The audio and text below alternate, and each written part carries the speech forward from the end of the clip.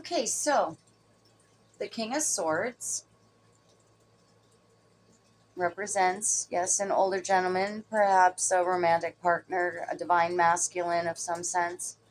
Um, so something happened in the past recently with this person. Perhaps a breakup, maybe perhaps he was too controlling. I don't know. Let me get right into this though. But be advised that in this case, it does request that you use logic over emotion, because when it comes down to making tough decisions or truly moving forward in our lives and going to that higher path level, we need to take account of our surroundings. And of course, that means people directly connected to us, romantic, family, what have you. Maybe it's time to reconsider the situation. Maybe their values aren't in alignment with yours. Maybe they used to be, and perhaps they're changing. It may be a time to possibly break away from that situation. Maybe you already have, because you're a natural born leader. So you're not going to necessarily want to follow orders.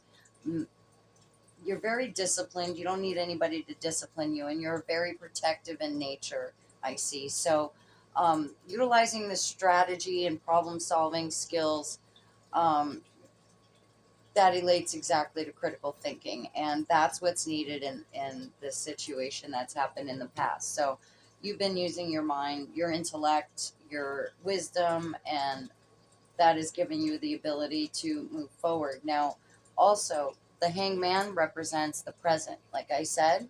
So what that means is no, not death, not suicide, nothing bad, negative like that.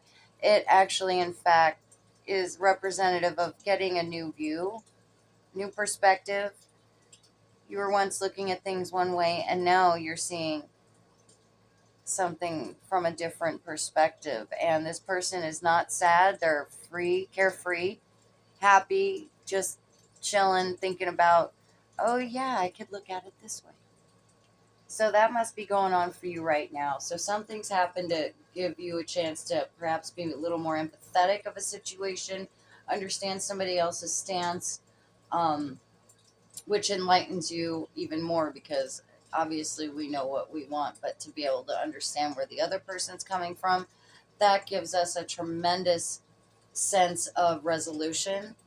We're able to legitimize what's really necessary, what still serves us, and what maybe doesn't serve us anymore. So if it's not for your higher good and your best interest, it's going to be time to look at it a different way and maybe let it go. Now, let's say you've done that, or you're going to be doing that in the near future. The outcome card looks wonderful. Ten of Cups, that's pretty much family stability, love, everything in a nutshell, just free flowing, positive vibes are there. You're happy, content, you have everything you need. Your abundance is at home, and you're happy, and you've got open communicative relationships, empathetic relationships, supporting each other. So, yeah, good things to come. Good things to come. Okay, now let's see what our oracle cards have for us. I'm using the Yin Yang oracle cards from this deck. It says stability, that verifies the Ten of Cups card. Here, oops, sorry. Stability. If you want to take a screenshot of that, you can, or just go ahead and let me read it to you. It's about stability and flow, trying to balance your juggling and uncertainty. However, you're going to be balancing everything. You're going to be able to handle the stressful choices coming up to pass. So that directly links up with the Ten of Cups. Let's see what else the Yin Yang Oracle has for us. The Moon. That can mean a couple things, but obviously, main thing, intuition. There's some secrets that you might have an intuition about that you already know the answers to. Um, Again, that's going to be coming to light, and your subconscious and emotions and fears are going to all try to play a front role in your decision making and your abilities, and don't do that. Stick with your intellect, stick with the logic over emotion, um, because things may not always be as they appear, and you'll be able to see through that with the king of swords energy there. Okay. Now we're going to go ahead and ask what angel is assisting the collective today. And we've got Angel Chantel. Let's see here. Let me go ahead and get the book for that so we can get some specific messages. Chantel. It's a beautiful card. Somebody that's blonde, perhaps, really beautiful, angelic, a light worker. New romance is imminent, either with a newcomer or through reignited passion in your existing relationship. Be open to giving and receiving love. Aha! So, the King of Swords energy. You are going to be renewing or rekindling a passion for this person. Maybe some lessons have been learned on both ends. Let me see what else we got here. You have been hungering for more romance and passion, and your prayer is answered. I am a romance angel, and I am here to help you. New love is on its way to you, and you can open the door to this romance by opening your heart. The more that you welcome new love with open arms, the more romance will come your way. This also means that you must express yourself romantically toward your partner. Be candid about your feelings and intentions. Be playful, like we angels are, haha. And most of all, be openly loving with your partner as a way of encouraging the flow of romance to return to you. I will give you guidance along the way, and it may involve actions that seem unrelated to romantic love. Yet, you will know it is me who encourages you to join a gym, enroll in an evening class, or meet a new friend. For example, my trademark characteristic is that I create a very strong feeling in your heart, and then I surround it with warmth, like I'm giving you a big hug. The more that you follow my guidance, the faster the romance will be delivered. Put that up on the screen in case you want to take a screenshot of that. Very nice messages. Wow, somebody's going to be lucky in love if you haven't been already. Think, wow, this is a wonderful, really happy, positive reading. Good for you. Let's just see what angel numbers are around. Okay, 3535, and I'll go ahead and read that to you. It has to do with your well-being. Again, healthy lifestyle, exercise, diet, rest. Again, here we go. Linking with Chantel.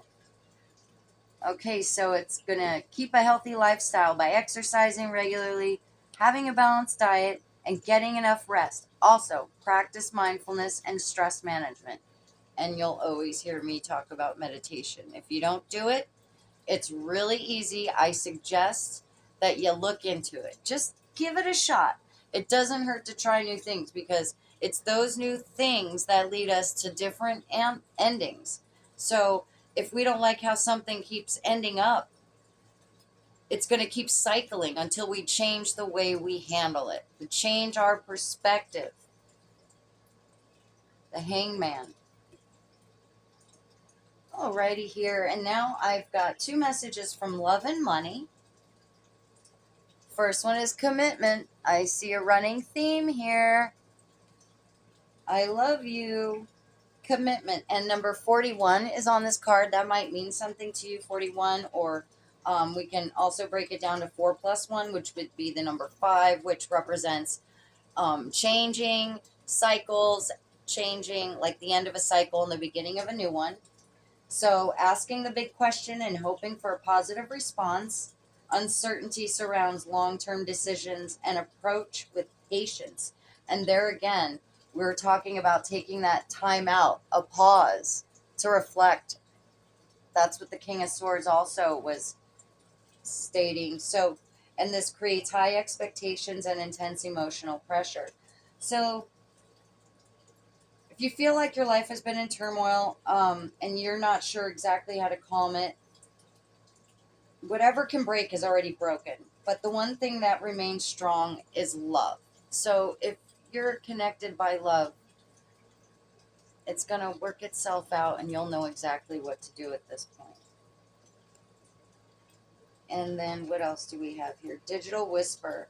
Connections feel right but lack depth and craving physical touch while trapped in screens.